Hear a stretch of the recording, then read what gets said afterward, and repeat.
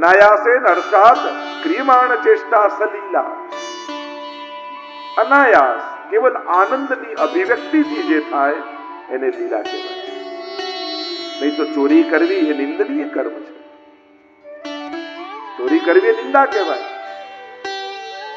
તો ભગવાન પાસે જઈને તમે એવા એવા ભજનો ગાઓ છો, ચોરી ચોરી માખન ખાઈ ગયો રે, પાછા જઈને જયઘોષ કરો માખન કે ચોરૈયા કી જય, તો આના ગુણગાન કર્યા કહેવાય કે નિંદા કહેવાય? ચોરી કરવી એ નિંદનીય કર્મ છે કે સ્તુત્ય કર્મ છે? નિંદનીય. પણ જઈને બોલો છો માખન કે ચોરૈયા કી જય, અને ઠાકોરજી રાજી જાય, ભક્તે રાજી થાય. કારણ કે ભગવાન કર્મ કરતા નથી. કર્મ કરત તો નિંદનીય કર્મ થાય, એ લીલા કરે. આનંદસ્ય હરે લીલા, એ તો ભક્તોને આનંદ આપવા માટે આ લીલા કરી રહ્યા. નહીં તો રણ છોડીને ભાગી જવું ભાગેડું કહેવાય. અને તમે કાયમ જય બોલો, બોલો રણ છોડ ભગવાન કી જય. હવે એની સ્તુતિ કરો છો કે નિંદા કરો? કર્મ કર્યું હોત તો નિંદા કહેવાય. લીલા કરી છે એટલે એના ગુણગાન. ભગવાન અલૌકિક છે, એનો જન્મ અલૌકિક છે, એનું સ્વરૂપ અલૌકિક છે, એની લીલા અલૌકિક.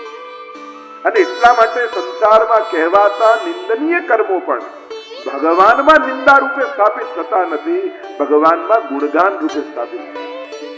અને એટલા માટે જે પ્રભુએ લીલા કરી એ બધા તમે લીલાઓને ગાઈ અને પછી રાજી થઈને આવો કે આજે પ્રભુના ખૂબ ગુણગાન કરે. કોઈને ચોર કેવો ગુણગાન કહેવાય, કોઈને ભાગેડું કેવો ગુણગાન કહેવાય, પણ હા, આ પ્રભુના ગુણગાન અને પ્રભુની આ લીલા છે. એટલે કર્મ અને લીલાનો ભેદ જાણવો જોઈએ. અને જ્યારે એ ભેદ જાણો પછી ભગવાનમાં દોષ દ્રષ્ટિ નહીં રહે. આપણે ભગવાનને સાધારણ મનુષ્ય તરીકે મૂલ્યાંકન કરીએ છીએ, એટલે ભગવાન માટે પણ પ્રશ્નો જાગે છે. ભગવાને મહાભારતમાં આમ કેમ કર્યું, ભાગવતમાં આમ કેમ કર્યું, આવી કેમ લીલા કરી? કારણ સાધારણ મનુષ્ય તરીકે તમે એનું મૂલ્યાંકન કરી રહ્યા. ભગવાનને લૌકિક જોવા એ દોષ છે. સ્પષ્ટ ભગવાનની ગીતાજીમાં આજ્ઞા છે, જન્મ કર્મ ચમે દિવ્યમ. મારા જન્મ અને મારા કર્મ દિવ્ય છે. હું પોતે અલૌકિક છું, આનંદ માત્ર કર્માજ મુખોદરાજી. મનુષ્ય આકારે દેખાય છે, પણ મનુષ્ય જેવો પંચ ભૌતિક દેહ ભગવાનનો નથી. એ તો રસો વહી સહજ. એટલે સૌથી પહેલા એને ભગવાન તરીકે સ્વીકારો, ભગવાન તરીકે જુઓ, અને પછી એની લીલાના દર્શન કરો તો તમને દોષ દર્શન નહીં, આનંદની અનુભૂતિ થશે. કે જુઓ ને, આવો ત્રિલોકનો નાથ, જગતને ચલાવનારો પરમાત્મા ઘૂંટણીએ નંદાલયમાં ચાલી રહ્યો. જુઓ ને, દુનિયાને જમાડનારો પરમાત્મા એક ચુલ્લુ પર છાછ માટે ગોપીઓના આંગણામાં નાચી રહ્યો. એના સામર્થ્યનો વિચાર કરી પછી એની લીલા જોશો ને તો તમને આનંદદાયક લાગશે કે જુઓ ને, આવો સર્વ સમર્થ પરમાત્મા ભક્તોના ભાવને આધીન થઈ કેવો અસમર્થ જેવો થઈને રમે છે, કેવો ગોપીઓ સાથે નાચી રહ્યો છે. અને ગોપીઓના મનોરથો પૂરો કરવા માટે ચોર બનવાય તૈયાર થઈ જાય. ગોપી જયારે દહીં વલોવતી હોય અને દહીં વલોવતા વલોવતા એની આંખમાંથી આંસુ સરવા લાગે. કારણ કે ગોપી દહીં વલોવે છે માખણ કાઢવા, અને માખણ કાઢે છે પ્રભુને આરોગાવવા માટે. પણ માખણ કાઢતા કાઢતા ગોપીઓની આંખો ભીજાઈ જાય ને મનમાં વિચાર કરે કે 9 લાખ ગાયો જેના ઘરમાં રોજ દુહાય છે, દહીં દૂધ માખણના ભંડાર ભર્યા છે, તો આવું નાનકડું બટેરામાં રહેલું માખણ પ્રભુને કેમ કરીને આરોગાવા દઉં? મારું સામર્થ્ય તો બહુ અલ્પ છે. કોણ મને પ્રવેશવા દેશે, કોણ મને આરોગાવા દેશે નંદાલયમાં? અને આમ વિચાર કરતા કરતા ગોપીની આંખ ભીજાઈ જાય ત્યારે ઠાકોરજી કહે, તને ના આવવા દે, પણ હું તો તારા ઘરે આવી શકું. ભલે એને ગામના લોકો મને ચોર કે, પણ ચોર કહેવડાઈને પણ તારો મનોરથ પૂરો કરવા હું તારા ઘરે આવી. આ પરમાત્માની કૃપાલુતા છે. પોતે ચોર કહેવડાઈને પણ ભક્તોના મનોરથો પૂરા કરવા ભક્તોના ઘરે આવે. એટલે આપણે ગિરિરાજ ધાર્યાષ્ટકમમાં બોલીએ છીએ ને, કેવો પરમાત્મા ભાગવતમાં છે, ભક્તોની અભિલાષા અનુસાર ચરિત્ર કરવા વાળા. એટલે અહીંયા પ્રશ્ન કરે, ભગવાનની લીલાઓ વિશે અમને સમજાવો. કારણ કે એ લીલાઓને સમજવી કઠિન છે. કેમ? કારણ કે જીવની બુદ્ધિ લૌકિક છે અને લૌકિક બુદ્ધિથી અલૌકિક એવા પરમાત્માને સમજવા કઠિન છે. મહાપ્રભુજી પણ આજ્ઞા કરે છે, મનુતે નૈવ લૌકિકમ. અમારા ઠાકોરજીમાં લૌકિકની લેશ માત્ર પણ ગંધ નથી. અને એટલા માટે લૌકિક બુદ્ધિએ ભગવાનનું મૂલ્યાંકન કરવું નહીં, ભગવાનના દર્શન કરવાની, ભગવાનની લીલાના અર્થઘટનો કરવાની. એના માટે અલૌકિક બુદ્ધિનો પ્રયોગ કરો. ભક્તા વિલાસા ચરિતાનુસારી અને દુગ્ધાદિ ચૌર્યેણ યશો વિસારી. દુગ્ધાદિની ચોરી કરી યશનો વિસ્તાર પરમાત્માએ કર્યો. ચોરી કરવાથી યશ વધે કે ઘટે? જો કર્મ હોત તો યશ ઘટે. ચોર એ અપયશ કહેવાય, પણ લીલા છે એટલે ચોરી કરીને પણ ભગવાનનો યશ વધ્યો છે. કારણ કે ભક્તોના મનોરથો પૂરા કરવા માટે ઠાકોરજી એમના ઘરે પધાર્યા. દુગ્ધાદિ ચૌર્યેણ યશો વિસારી, યશનો વિસ્તાર કરે. તો પરમાત્માની આ લીલા વિશે અમને કહો. કારણ કે આ લીલાને સમજવા માટે કેટલાક સિદ્ધાંતો સમજી લેવા જરૂરી છે. તો જ તમને કૃષ્ણ ચરિત્ર ને પૂરો ન્યાય તમે આપી શકશો. એને મનુષ્યની રૂપે, કર્મના સિદ્ધાંત રૂપે ન જોશો, નહીં તો ભગવાનની કથા સાંભળીને પણ ભગવાનમાં દોષ બુદ્ધિ થશે. લીલાના સિદ્ધાંતો સમજો. સૌથી પહેલો લીલાનો સિદ્ધાંત નિત્ય લીલાવાસ. મહાપ્રભુજી સમજાવે છે કે પ્રભુની લીલાઓ નિત્ય છે. નિત્ય મીન્સ ઇટરનલ, શાશ્વત. આ શાશ્વત લીલાઓ આજે પણ થઈ રહી છે, પહેલા પણ કરીને થતી રહી છે. આપણે તેમ ન કહેવાય કે વ્રજમાં ભગવાને આટલા વર્ષ પહેલા લીલા કરી હતી. વ્રજમાં તો આજે પણ એ લીલાઓ ચાલી રહી છે અને એ દિવસે એ ઘડીએ લીલાઓ થાય છે. એટલે તો તિથિ પ્રમાણે જ્યારે ઉત્સવ આવે ત્યારે આપણે ઉજવીએ, કારણ કે એ દિવસની એ લીલા છે. એટલે આજે પણ જન્માષ્ટમીના ઠાકોરજી પ્રગટે છે, આજે પણ શરદ પૂર્ણિમાએ ઠાકોરજી રાસ કરે છે, આજે પણ એ દાનના દિવસોમાં પ્રભુ દાન માંગે છે. વ્રજમાં એ બધી જ લીલા છે. પ્રભુનું નામ, રૂપ, લીલા, ધામ આ ચારે ઇટરનલ છે, શાશ્વત છે એમ માનવામાં આવે. પ્રભુનું સ્વરૂપ શાશ્વત છે, એનું નામ શાશ્વત છે. કૃષ્ણ નામ તો ઉપનિષદમાં વર્ણિત છે. કૃષ્ણ થયા એના પહેલા લખાયેલા છે. અને એટલા માટે લીલાઓ નિત્ય છે. અને નિત્ય છે એટલે આજે પણ એનો અનુભવ થઈ શકે. ઘણી વાર લોકો કે અમારું તો ફલ શું, સેવા કરતા કરતા અમારો લીલામાં પ્રવેશ થાય. કોઈ એમ પ્રશ્ન કરે કે આ બધી લીલાઓ તો 5-7 હજાર વર્ષ પહેલા ભગવાને કરી લીધી છે, હવે કઈ રીતે પ્રવેશ થશે? અરે આજે પણ આ લીલાઓ ચાલી રહી છે અને આજે પણ ચાલી રહી છે એટલે આજે પણ લીલામાં જીવનો પ્રવેશ થઈ શકે છે. આજે પણ એને લીલાના દર્શન થઈ શકે છે, કારણ કે આ શાશ્વતતા છે. ભગવાન નાશવંત નથી એટલે એની લીલાઓ પણ શાશ્વત છે. બીજો લીલાનો સિદ્ધાંત એ છે વિરુદ્ધ ધર્માશ્રયતા. પ્રભુની લીલાને સમજવા માટે ભગવાનમાં રહેલો આ વિરુદ્ધ ધર્માશ્રયતાનો ગુણ સમજવો જરૂરી છે.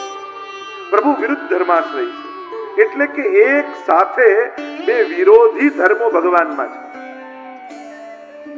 એ અબૂધ બાળક પણ છે અને એ સર્વજ્ઞ પણ છે. એ ઘૂંટણીએ ચાલતો ચાલતો નંદાલયના ઉંબરામાં ફસાઈ જાય, આમને ન જઈ શકે ને આમે ન આવી શકે, અને એ જ ક્ષણે એ પૂતના અઘાસુર બકાસુરને મારનારો પણ છે. ચલવન શીખવત યશોદા મૈયા, યશોદાજી આંગળી પકડીને ચલાવે છે, એ જ ક્ષણે એ દુલિયાને ચલાવનારો પણ છે. પીવત દૂધ સિરાય, ગરમ દૂધને ફૂંક મારી મારીને પીનારા પરમાત્મા છે, અને એ જ ક્ષણે એ દાવા નળનું પાન કરનારો પણ છે. એક જ ક્ષણે એ બાળક છે, એ જ ક્ષણે એ કિશોર પણ છે. આપણને એમ થાય કે 11 વર્ષ 52 દિવસ પ્રભુ રહ્યા બ્રજમાં, તો આવા નાના બાળકે રાસાદિક લીલાઓ કઈ રીતે કરી? અને તમે કોઈ પણ હવેલીમાં પીછવાઈ યાદી જુઓ, કોઈ પીછવાઈમાં તમને બાલકૃષ્ણ દેખાય છે? બધે કિશોર કૃષ્ણ જ છે. તમને એમ લાગે કે આટલા મોટા બ્રજમાં થયા ક્યારે? ત્યાં તો 11 વર્ષના જ હતા.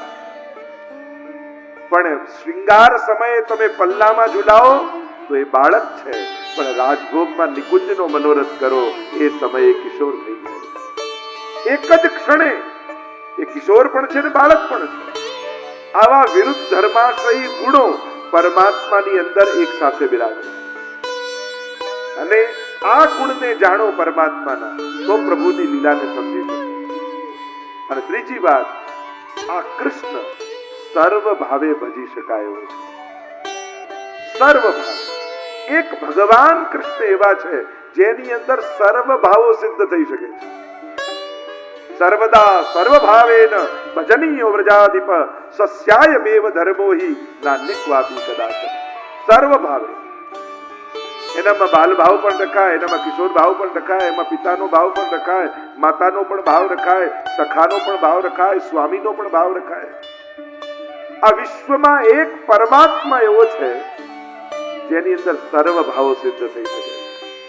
વિશ્વમાં એના સિવાય બીજા કોઈમાં સર્વ ભાવો સિદ્ધ નથી થઈ શકતા. એક પ્રભુ એવા છે. અને એટલા માટે પ્રભુ કહે, અને એમાં પણ કૃષ્ણ એવો છે ને, એને સંસારના જે સંબંધોથી એને યાદ કરીએ. કોઈ કે તું ભગવાન અને ભક્ત, આત્મા અને પરમાત્માનો સંબંધ અને ભાવ નથી જાણતો. ઠીક છે, તને માનો ભાવ ખબર છે, માની લાગણીઓ ખબર છે. ચલ એમ કર, હું તારી માં બની જાઉં, તું મને બાળક બનીને પ્રેમ કર. અચ્છા, તને બાલ ભાવ વધારે છે, તેમ કર, તું મારી માં બની જા, હું તારો બાળક બની જાઉં. તને મિત્રનો પ્રેમ ખબર છે, હું તારો સખા બની જાઉં. તને પતિનો પ્રેમ ખબર છે, હું તારો પતિ બની જાઉં. જે ભાવને તમે જાણો છો એ ભાવને પરમાત્મામાં લગાવો ને, તો એ કૃષ્ણ ઉદ્ધાર કરી શકે. તો લીલા ભગવાનની દિવ્ય છે, લૌકિક નથી. તો આ ભગવાનની લીલાઓ વિશે અમને સમજાવો.